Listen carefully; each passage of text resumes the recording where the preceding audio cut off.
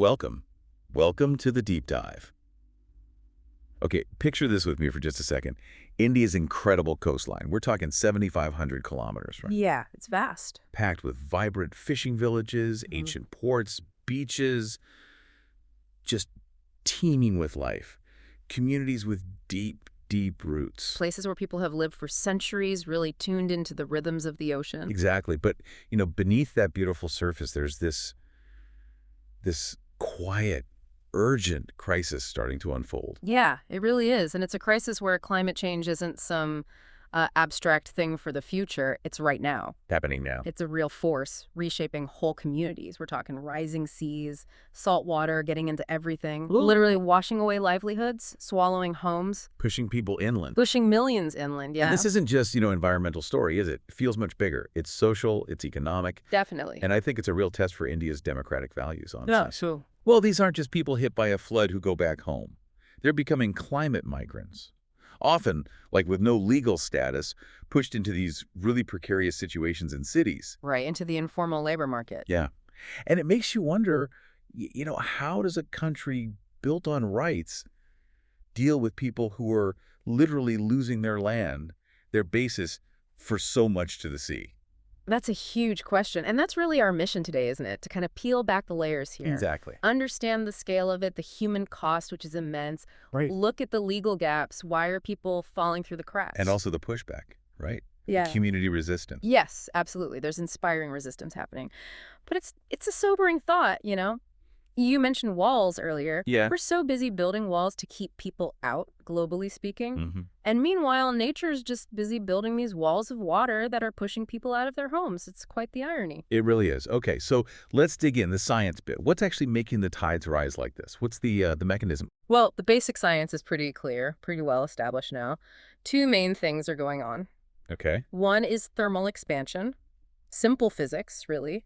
Water heats up, it expands, takes up more space. Right. Ocean's getting warmer. Exactly. And the second big one is melting ice.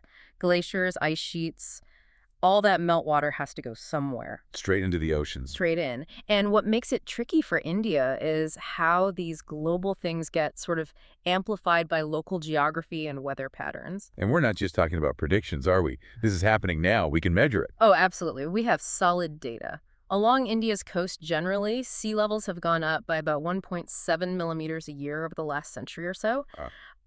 And this is crucial, the Bay of Bengal. That region is seeing much faster rates. We're talking up to 3, maybe 4 millimeters per year. Wow, that's more than double in some cases. Yeah, and globally, just since about 1993, sea levels are up by 8 or 9 centimeters already. 8 or 9 centimeters doesn't sound like a lot maybe, but I guess spread over the whole ocean. It's huge volume, and the projections are clear. This is going to accelerate. So, okay, 3 to 4 millimeters a year, 8 centimeters globally. What does that actually mean for someone living on the coast? Like day to day, it's more than just wet feet, right? Oh, much more. The impacts are, frankly, devastating. They erode lives, literally and, figuratively. How so? Well, first, just straightforward flooding. Homes, villages, roads, schools getting swamped repeatedly. Eventually, you just can't live there anymore. Becomes uninhabitable. Exactly. Then there's saltwater intrusion. This is a bit more insidious, maybe. How does that work? Seawater pushes inland, underground, and gets into the freshwater sources. Oh, so drinking water. Drinking water becomes unsafe. And critically, for so many communities, farmland gets contaminated. Yeah. The soil becomes too salty to grow crops. So it hits water and food. Water, food, livelihoods, everything. And I guess coastal erosion makes it all worse, especially if natural defenses are gone. That's a huge factor. Things like mangrove forests, they're vital natural barriers. They soak up storm surges, hold the coastline together. Like natural seawalls? Kind of, yeah. But they're disappearing in many areas. Development cutting them down. Which makes coasts more vulnerable? Way more vulnerable. And then you add in stronger, more frequent cyclones, which we're also seeing. Another impact of climate change. Right. So these already weakened coasts get hammered even harder. It's a vicious cycle. And this isn't just general coastal communities, is it? We're talking about specific places, actual villages vanishing. Absolutely. You look at places like Satabhaya in Odisha. What's happening there? The village is literally shrinking. The sea is just relentlessly moving in. Families have had to move, but some are still clinging on, It's heartbreaking. Where do they even go? That's the question. Often inland, often with very little support. Or look at Nagapattinam in Tamil Nadu. Similar story. Erosion taking farmland, homes, people pushed towards cities like Chennai. Just trying to survive. Trying to survive. And then there's Honavar Taluk in Karnataka. This one's interesting because it's not just the sea level rise. What else is going on? Well, big port construction, part of the Sagarmala program. Ah, the infrastructure development push. Right. And it's destroyed vital fishing habitats there. So fishermen who used to make a living close to shore now have to go much further out. More cost, more danger. Huge increase in cost and risk just to catch anything. It undermines their whole way of life. That's a really important point you just made. Yeah. It's not only nature, is it? It sounds like human activity, like unchecked development, is actually making a bad situation worse. You've hit the nail on the head. Unregulated industrial projects, sometimes tourism development, they often accelerate the problem. They undermine the natural resilience of the coast. And the Sagarmala program you mentioned. It's a prime example. The goal is economic growth, port-led development, which sounds good on paper, but often it seems to happen at the expense of local ecosystems and the rights of the communities who rely on them. It's like building a beautiful mansion, but you're building it on quicksand. Impressive from far away. Yeah, looks great, maybe, but it's doomed to collapse, and it takes everything down with it. That's a powerful image. So, okay, we've seen the rising water, the shrinking villages, the stats. But behind all that, there are people, millions of people whose lives are just turned upside down. Irrevocably altered. So when the ground beneath your feet is literally washing away, what happens next? Where do these climate migrants actually end up? What's life like for them? Well, when home is gone, or the land can't support you anymore, you have very few choices. Mostly people move towards urban centers. Big cities. Yeah, big cities, smaller towns, too. We see big influxes into places like Bhubaneswar, Chennai, Mumbai. And what happens when they get there? Almost always they end up in the informal labor force. Construction work, domestic help, street vending, whatever they can find. And informal means? Means no legal recognition, usually. No contracts, no minimum wage guarantees, no safety nets, no protections. So they're basically invisible to the system. Pretty much. It's like this huge sector absorbs millions of people, but it also creates this kind of legal and social black hole. Makes finding real long-term solutions incredibly difficult without rethinking things fundamentally. So just survival mode, day to day. Yeah. Extreme precarity. Absolutely. Think about it. Makeshift shelters, maybe slums on the edge of the city, working incredibly long hours, often dangerous conditions for very little pay. And if something goes wrong, if they get sick or injured? Nothing. There's no social security, no healthcare access usually. You're completely on your own, vulnerable to every single shock. We have some stories that really bring this home, don't we? Like Ramesh. Yeah, Ramesh's story is sadly quite typical. Imagine him, a farmer from coastal Odisha. His family farmed that land for generations. Right. And the salt water comes in, ruins the fields. He can't grow anything, so he's forced to leave. Ends up in Bhubaneswar working on a construction site. A world away from his old life. Totally. And the terrifying thing for him, and thousands like him, is if he falls, gets hurt. That's it. No compensation, no support, nothing. He's just out. It's like he traded one disaster. Exactly. Traded one disaster for another, except this one feels almost crueler because it's within a system that offers him no safety net at all. And what about Priya from Gujarat? Her story highlights issues for women specifically, right? Yes, Priya's situation is also incredibly tough. She had to flee because of repeated cyclones destroying her home area in Gujarat. Okay. Now she's working as a domestic helper in Ahmedabad. Living conditions are cramped, really substandard. She's constantly worried about her kids, their future. And women face extra risks. Yes, definitely. In these vulnerable, often isolated situations, women like Priya face higher risks of things like sexual harassment, exploitation, just a constant sense of insecurity. It adds another layer of hardship. And the children in these families, what happens to them? It sounds like a cycle. It is a devastating cycle. Often kids get pulled out of school to work alongside their parents just to make ends meet. So education goes out the window. Yeah, perpetuating that cycle of poverty into the next generation. Yeah. Studies have shown just how vulnerable these migrant workers are. We're talking debt bondage sometimes, Conditions that are horrifyingly close to modern slavery. God, that's bleak. It is. And the irony, the painful irony, is these are people who were already often on the margins, maybe poor, maybe from lower castes. Already struggled. Already struggling. And now climate change pushes them even further out, strips them of their land, their community, and often their basic dignity and rights in the cities. So, okay, we have this huge growing crisis, millions displaced, living precariously. What about the law? Is there any legal framework in India to protect these people, these climate migrants, it sounds like?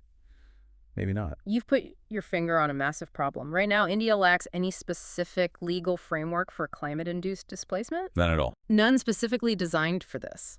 It's a huge, gaping hole in the system, leaving millions in this legal limbo. That's actually quite shocking for a country like India.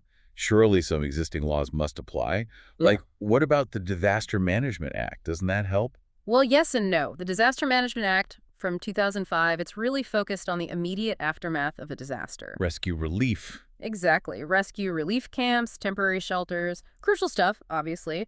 But it doesn't really address long-term rehabilitation, compensation, or the fundamental rights of people who are permanently displaced by slow onset things like sea level rise or salinization. So it's for sudden events, not this slow creep. Largely, yes. And similarly, the Environment Protection Act from '86, it's about conservation, protecting the environment, which is vital.